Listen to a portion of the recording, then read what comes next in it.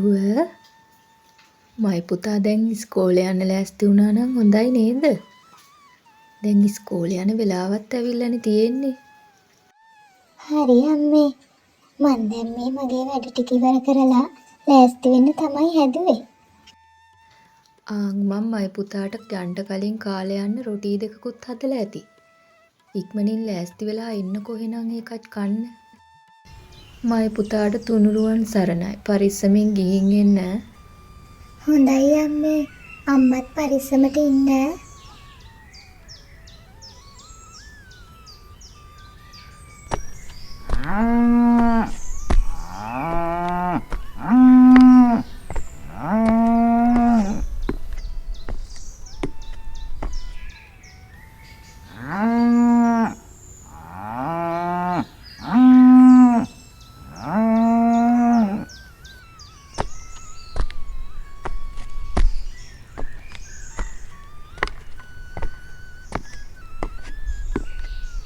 මේන් මං අපේ මහත්තයට කෑම ටිකක් අරන් ආවා. දැන් හොඳටම බඩගිනිත් ඇති නොවැ. කෑම ටිකත් කාලම හිටියනම් හොඳයි නේද? ඕන් හාමිනේ කෑම ටික එහෙනම් මෙහාට අරන් ආවන. මම අද ඉක්මනට මඩුවට ආවකින් දරුවව කරත්තෙන් බස් එකට ඇරලවන්නත් බැරුණා නෝවේ. අනේ අද කෙල්ල පයින්ම යන්න ඇති.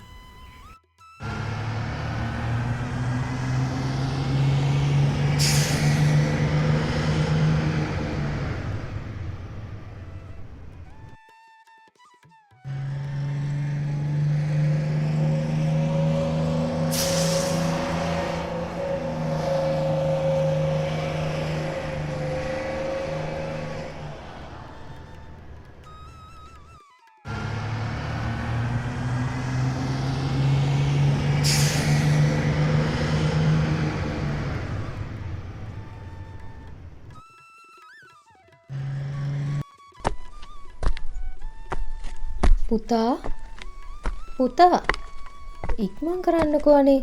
මොනවද ඔයා තාම කරන්නේ? අන්න අරේ තාත්තා වාහනෙත් තරම් පාරටත් ගිහින් බලන් ඉන්නවා. ඔයා තාම මෙතන. හොඳටම පරක්කුයි. බලන්න දැන් කීයද කියලා වෙලාව.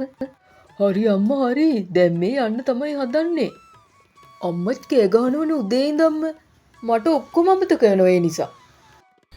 බයි පුතා. පරිස්සමින් ගිහින් එන්න. මතකනේ අද ආපු ගමන් ක්ලාස් එකේ හෝම්වර්ක් ටිකක් කරන්න තියෙනවා. හරි අම්මා.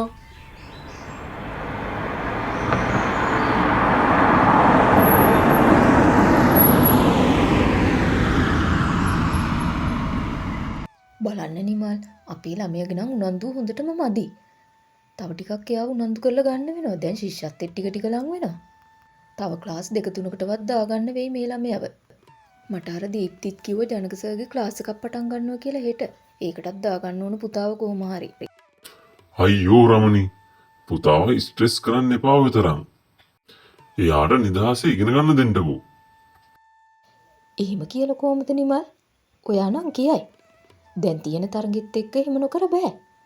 අනික අපේ ළමයා ශිෂ්‍යත්ව ෆේල් කරගත්තොත් අපිට වෙන ලැජ්ජාව කොයිතරම්ද? අපේ තත්වෙටත් ඒක හොඳ නෑ. අනේ මන්ද රමණි ඔයාලා මේ රැල්ලට කරන වැඩ නිසා අපේ දරුවන්ට කිසිම නිදහසක් නැහැ. ඔය ඉතින් ඔයා මං කියන දේක් අහනවනේ.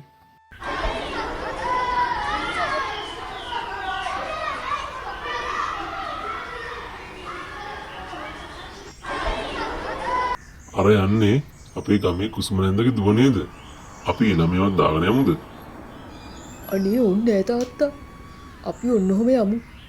ওই දුප්පත් ළමයි අපේ වාහනවල දාගෙන යන්නේ. තාත්තට පිස්සුද? එහෙම කියන්න එපා පුතා. ඒ ඔයාගේ පන්තියේ ළමයෙක් නේද? ඔයත් හරියට ඔයාගේ අම්මා වගේම තමයි.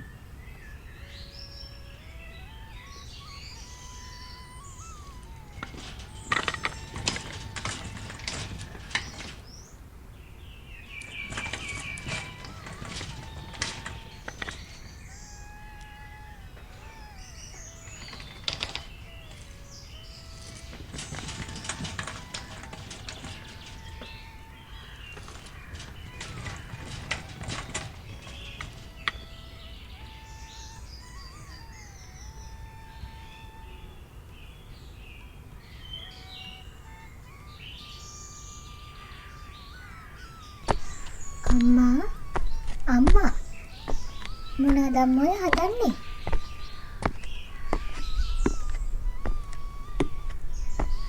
මං පුතේ මේ කැවුම් ටිකක් බදින්න කියලා. මයි පුතත් ආසයිනේ කැවුම් කන්ට. ෂා ඒක නම් නියමයි අම්මේ. ගොඩක් දවසකින් කැවුමක් කෑවෙත් නෑ. මමත් ඇඟපත ටිකක් සෝදගෙන එන්නම්කෝ අම්මට උදව් කරන්න.